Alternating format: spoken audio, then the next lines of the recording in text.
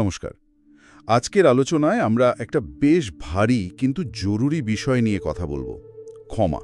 আমরা দেখব doctor Fred লাস্কিনের কাজ, বিভিন্ন সাক্ষাৎকার, লেখা, এইসব থেকে ক্ষমা ব্যাপারটা আসলে কি তা বোঝার চেষ্টা করব। আমাদের লক্ষ্যটা খুব সহজ, ক্ষমার মূল ধারণাটা ধরা। কেন এটা এত কঠিন লাগে, আর ডক্টর লাস্কিন এটাকে কিভাবে দেখেন। বিশেষ করে উনি যে বলেন ক্ষমা একটা দক্ষতা, বা আমরা নিজেদের যে গল্প বলি সেটার অংশ, এই দিকগুলো। হ্যাঁ, আর শুরুতেই একটা মজার ঠিক নয়, তবে ভাবার মতো কথা বলি। ডক্টর লাস্কিন প্রায়ই মনে করান আমাদের দুঃখ কষ্টের অনেকটা জুড়ে থাকে পুরনো রাগ ক্ষোভ পুষে রাখা, আর সব কিছু বড্ড বেশি ব্যক্তিগতভাবে নেওয়া। মনে হয় যেন আমিই দুনিয়ার কেন্দ্র।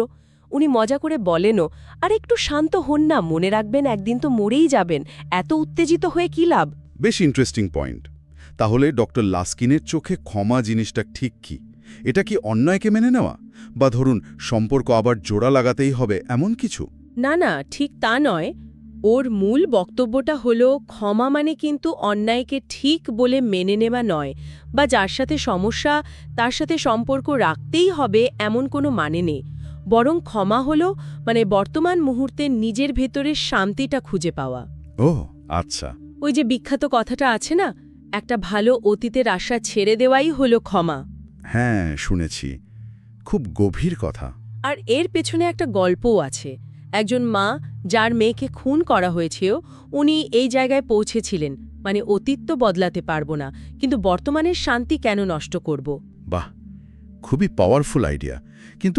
কিন্তু বাস্তবে এটা করা এত কঠিন কেন লাগে বলুন তো? কেন আমরা ওই পুরনো কষ্ট, পুরনো আঘাতে আটকে যাই? দেখুন, ডক্টর লাস্কিনের মতে এর একটা মস্ত কারণ হলো আমরা যেটাকে বলি অভিযোগের গল্প বা গ্রিভেন্স স্টোরি। গ্রিভেন্স স্টোরি, সেটা কি রকম? যা ঘটেছে সেটার জন্য অন্যকে দোষ দেওয়া, নিজেকে খুব অপমানিত ভাবা, আর ওই একই গল্প, একই অভিযোগ মনে মনে বা লোকের কাছে বারবার বলা।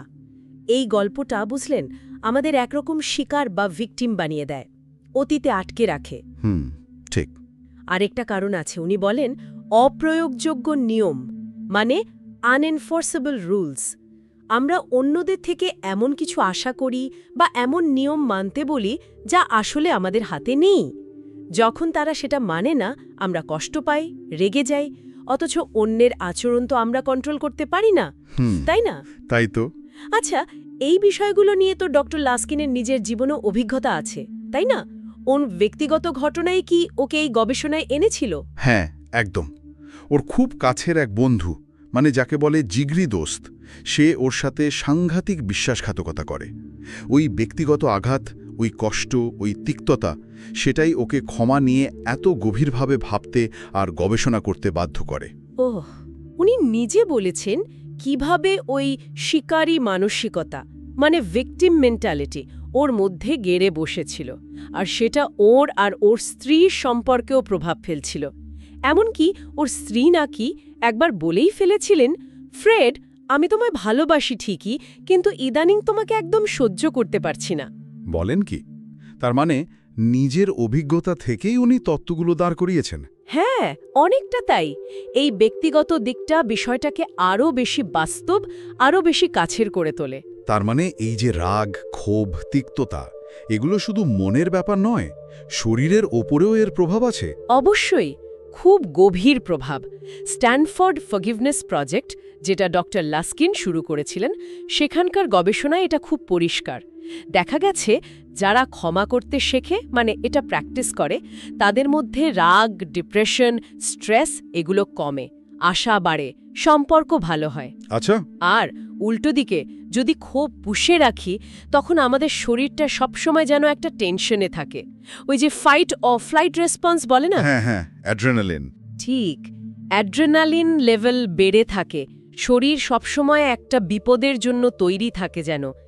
এই অবস্থায় কি আর মাথা ঠান্ডা রেখে কিছু ভাবা যায়, বা সমস্যার সমাধান করা যায়?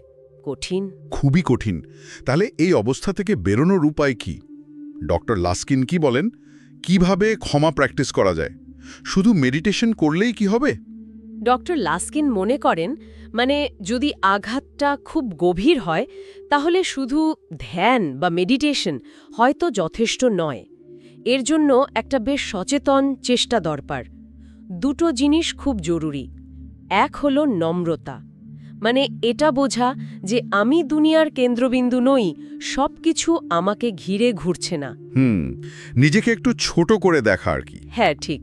আর দ্বিতীয়টা হলো কৃতজ্ঞতা, মানে যা পাইনি বা যা হারিয়েছি সেটার দিকে না তাকিয়ে জীবনে যা ভালো আছে, যা পেয়েছি সেগুলোর দিকে মন দেওয়া, সেগুলোর জন্য থ্যাঙ্কফুল হওয়া। ইন্টারেস্টিং। একটা গবেষণার কথা উনি বলেন, সুখী দম্পতিরা নাকি সঙ্গীর ছোট ছোট ভালো কাজগুলো মনে রাখে, সেগুলোকে গুরুত্ব দেয়। কিন্তু অসুখী দম্পতিরা ভালোগুলোকে পাত্তাই দেয় না, খালি খারাপ দিকগুলো দেখে। তার মানে ফোকাসটা বদলানো। একদম। গ্র্যাটিটিউড বা কৃতজ্ঞতা মনকে ভালো রাখে, সম্পর্ককেও। তার মানে ওই যে আগে বলছিলেন অভিযোগের গল্প, সেটা পাল্টে নিজের গল্পটাকে নতুন করে লেখা, শিকার না হয়ে নিজের জীবনের হিরো হওয়া। ঠিক ধরেছেন, এটাই ওন গল্প পুনর্গঠনের আইডিয়া। কষ্ট যে পেয়েছি সেটা অস্বীকার করার দরকার নেই। দুঃখ পাওয়া, শোক করা এগুলো স্বাভাবিক, কিন্তু ওই কষ্টটাকেই জীবনের একমাত্র সত্যি বা মূল গল্প বানিয়ে ফেলা ঠিক না। ঠিক। ডক্টর লাস্কিন মনে করেন কষ্ট আমাদের আরও নম্র, আরও এমপ্যাথেটিক করে তুলতে পারে যদি আমরা সেই অভিজ্ঞতাটাকে ঠিকভাবে ব্যবহার করি। উনি অনেক সময় পার্সপেক্টিভ বদলানোর কথা বলেন, যেমন নিজের কষ্টের সাথে পৃথিবীর অন্য বড় বড় কষ্ট, ধরুন দুর্ভিক্ষ বা যুদ্ধ, সেগুলোর তুলনা করে দেখা। এটা কাউকে ছোট করা বা বিচার করার জন্য নয় কিন্তু। না, অবশ্যই, শুধু নিজের সমস্যাটাকে একটা বৃহত্তর প্রেক্ষাপটে দেখা। হ্যাঁ, আর উনি ক্ষমার জন্য 9টা ধাপের একটা ফ্রেমওয়ার্ক দিয়েছেন। এখন তো সবকটা বলার সময় নেই। না, ঠিক আছে। এটাকে শান্ত করা, অবাস্তব যে প্রত্যাশাগুলো ছিল সেগুলো ছেড়ে দেয়া, আর নিজের এনার্জিটাকে বর্তমানের ভালো কোনো লক্ষ্যের দিকে দেয়া।